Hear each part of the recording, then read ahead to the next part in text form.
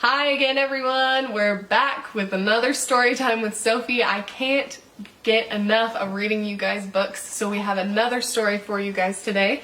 This one is called The Princess and the Happiness by Ulf Stark and Silke Leffler.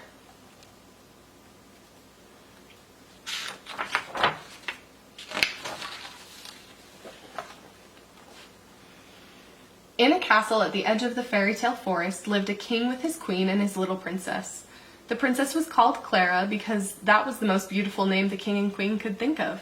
In the evenings, the king liked to sit in his garden, enjoying the smell of flowers and listening to the birds sing. He would rock the princess on his foot. "Giddy up," he would say. "Woohoo!" the princess would reply, and they would both laugh. But one day, the king wasn't laughing. "Why aren't you laughing?" wondered the princess. "I don't know," said the king. The princess made her funniest face, but the king still didn't laugh, not even when the queen gave him a cake as big as his crown. "You must not be feeling well," said the queen. She knew, because the king just loved cake. Doctors came from all over the kingdom. They shined their flashlights in the king's mouth, they listened to his heart, they looked in his ears, and they felt all around his big royal tummy. "We can't find anything wrong at all," they said. So they got paid and left. "Maybe you've just lost it," said the princess. "Lost what?" "Your happiness."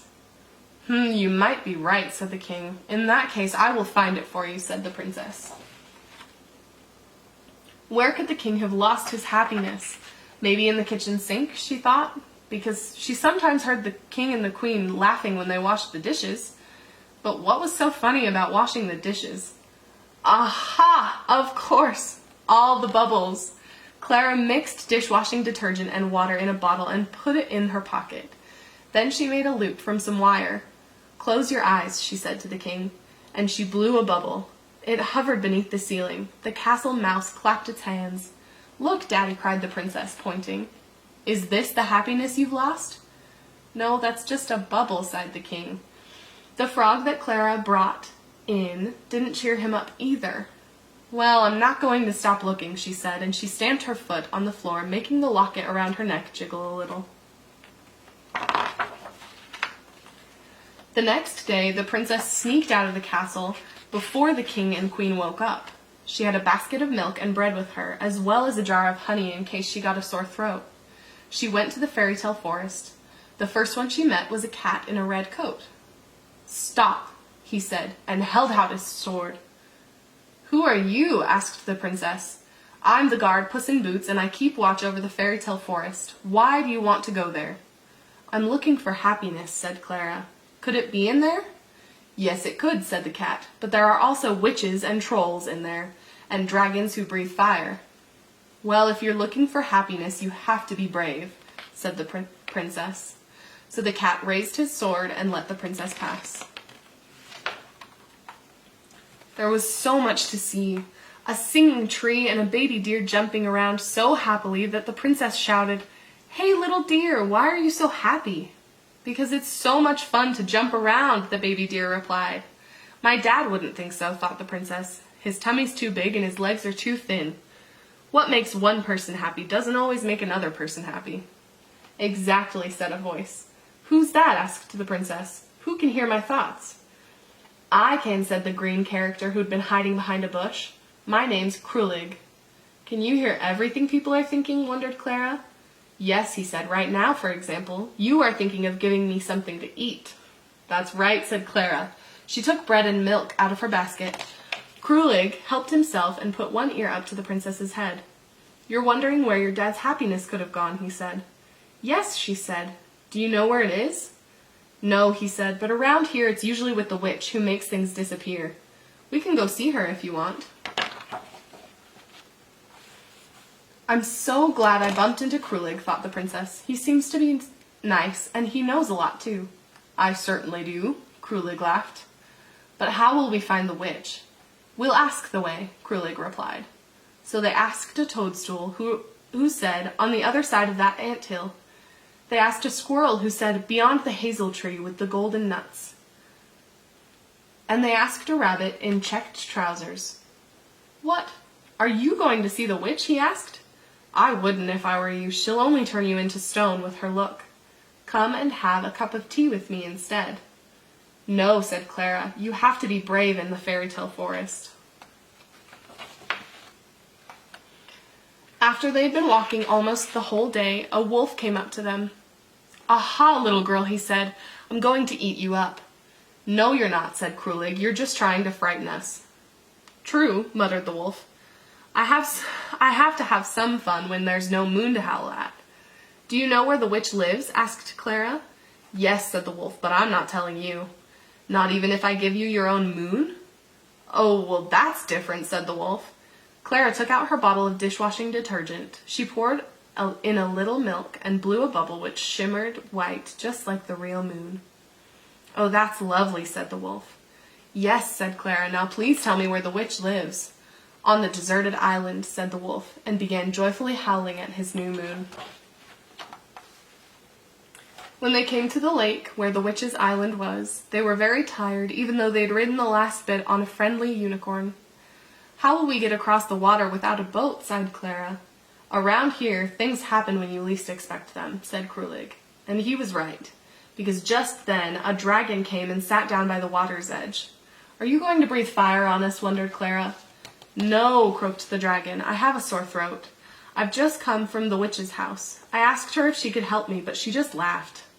"Try this," said Clara, holding out the jar of honey. When the dragon had finished all the honey, it felt a lot better. "Wonderful," it said. "Is there something I can help you with?" "Yes," said Clara. "Please fly us over to the witch's island tomorrow when it gets light. I'm too tired to go this evening." "Also, it would be great if you could make us a fire for tonight," said Krulig. And so they lay down by the fire. Clara opened her locket. On one side was a mirror, and on the other a picture of the king and queen. "Oh, Daddy, oh, Mommy," she thought. Far away, the king was sobbing, thinking about his daughter. As soon as they realized Clara was nowhere to be found, he'd gone into the forest to look for her. "I do hope she hasn't come across any wolves or dragons, he thought. Or worst of all, a witch. The next morning, the dragon took Clara and Krulig over to the witch's island on his back. It landed behind a big black stone by the witch's house. They could hear her laughing inside. It sounded just like the king's laugh. "Thanks for the lift," said Clara. "Now we're going to take back my dad's happiness." "I'm afraid you'll soon both be turned into stone," said the dragon. "Watch out when she knits her eyebrows." "We will," said Krulig. "Oh, so there you are," laughed the witch when she saw Clara. "And you have a green friend with you. Do you know why I'm so happy?" "Because you've stolen my dad's happiness." "Yes, that too, but mostly because I've managed to get you here. I've always wanted a real princess for my stone collection." "You leave her alone," cried Krulig. "I will most certainly not," said the witch, and she was just about to knit her eyebrows when Clara opened her locket and held the mirror in front of the witch. "Turn to stone," hissed the witch. She realized too late that she'd put the curse on herself. Her face went all gray, and then all of a sudden she was one big stone. The princess felt the witch's long, cold, hard nose. "I feel a bit sorry for her," she said. "Why?" asked Krulig. "She was mean and nasty." "No one is just mean and nasty. Everyone probably has some kindness in them that wants to get out." As soon as Clara said that, there was a cracking sound, and the stone broke in two. And out of it stepped an old lady in a red dress, just like a chick coming out of its egg. "You're right about that," said the old lady with a smile. "Thank you for setting me free. It wasn't very nice being locked up inside that witch's body. But what will happen to my daddy's happiness now?" wondered Clara. "He'll get it back," said the old lady. The old lady rummaged around in a box full of clothes. Eventually she found what she was looking for. A pair of slippers. She whispered into them. "Here you are," she said, and gave them to Clara. They were certainly very nice, with stars and a moon on them. But even so, how could the king possibly be happy about a pair of slippers? "They're 20-mile slippers," said the old lady. "They know where they're going. Hold on to your friend's hand. This is going to be very, very fast." No sooner had Clara put the slippers on than off they went. Small steps at first, and then with bigger and bigger steps right up into the sky. They could see the old lady waving down below. They saw animals that the witch had turned to stone come back to life. They saw a pancake rolling along, being chased by a pig, and 3 billy goats running over a bridge. Then the slippers started slowing down.